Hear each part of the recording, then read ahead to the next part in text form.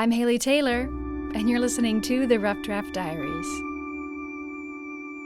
The Rough Draft Diaries has been on the air for 3 years now, and I've been meaning to do this story since we started the show, really. I don't know why, we haven't done it before, but we're making up for lost time, and we're headed to the Old West End Festival. To pull everyone up to speed, the Old West End is a neighborhood, some say Toledo's first neighborhood, just outside of downtown. It's full of large, late Victorian, Edwardian homes and history. The Old West End Festival is a celebration of the neighborhood. It happens every year, the first weekend in June. There's a parade, art fair, beer gardens, live entertainment, historic house tours. There's a lot going on. And for the locals, this festival celebrates the beginning of summer and the neighborhood they all love.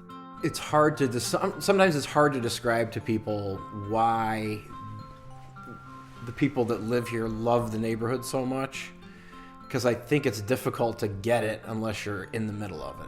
That's Dan Finkel. He's in charge of public relations for the Old West End Fest, and joining him is... Okay, my name is Kent Illenden. I've been in the neighborhood 35 years. Continue to just love and want to be here because I can't imagine being any other place. Kent is the PR chair for the Old West End Festival, which means he knows a lot as to what's currently happening in the festival and also what happened in the past, like how this whole thing got started. It actually started in 1971. At that time, the Women of the Old West End was an organization of women that were not working. They were stay-at-home moms. And their husbands were pretty much the ones that went to work every day, and these women would get together and talk and discuss the challenges of living in an urban environment that was filled with beautiful homes, but were in trouble. Trouble can mean a few things. Although the first Old West End home was built in 1818 and the neighborhood flourished into the late 1870s, by the turn of the 20th century, the neighborhood started to decline. In the 1960s, construction of the interstate highway I-75 created more trouble. It cut directly through the neighborhood, resulting in the demolition of entire blocks of houses. By the 1970s, many myths and prejudices about the neighborhood continued to grow. Many believed it was an unsafe place to live. But the women of the Old West End decided to take the future of this neighborhood into their own hands. And so these women decided at one particular point that they would get several of their neighbors to open a few of the houses and to come through. In the first 3 years, they didn't even charge to go through these houses. They just wanted the individuals to come. And they just invited a few, and it turned out that 250 people showed up in 1971 for this tour. And then several years later, they decided, well, maybe we could actually turn this into a gathering where we're going to make a little bit of money, and then we can start putting money back into the neighborhood and benefit it. So in 72 and 73, it was still free. 74, they started charging, and it was, I think, just a couple of bucks a tour. Back then, those few dollars were recycled back into the festival, mainly as funds to help get the word out. The tours still go on today. They cost more than a few dollars, but they fund a lot more than what they did in the 70s. All the money made at festival currently goes to an education scholarship fund. It supports the Arboretum, which is the Old West End's local park. It pays for security for the whole festival, and a neighborhood beautification and improvement fund.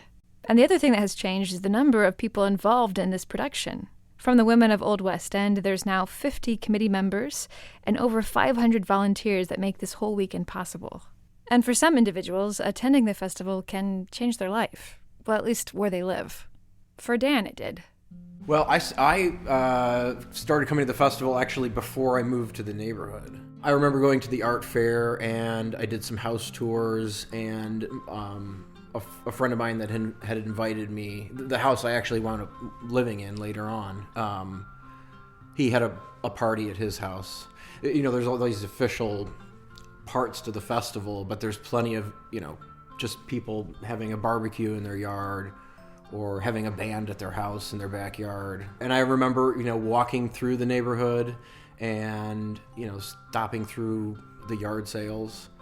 So interestingly enough, I enjoyed the festival, but that's a sneak peek at the neighborhood. And that's sort of the public face of the neighborhood, but that private part of the neighborhood, that it's a Wednesday afternoon and you're just going to visit a friend on their porch or in their house, that you don't get until you actually move here and live here and experience that part of the neighborhood. But for those of us who don't live in the neighborhood, the festival is really the one time we can pretend that we do. And I do agree with Dan. A part of the festival is hanging out at those official activities, like the concerts at the Arboretum or the house tours, and the other part of the festival is hanging out with the neighborhood. Going to a house show on someone's front lawn or a barbecue in someone's backyard. Making new friends, meeting new people. It's kind of hard to capture, actually, unless you're there. But I'm going to try nonetheless. This year for the Old West End Festival, I'm going, but I'm bringing you with me. So tune in next week because you'll hear the sights and sound of festival here on the Rough Draft Diaries.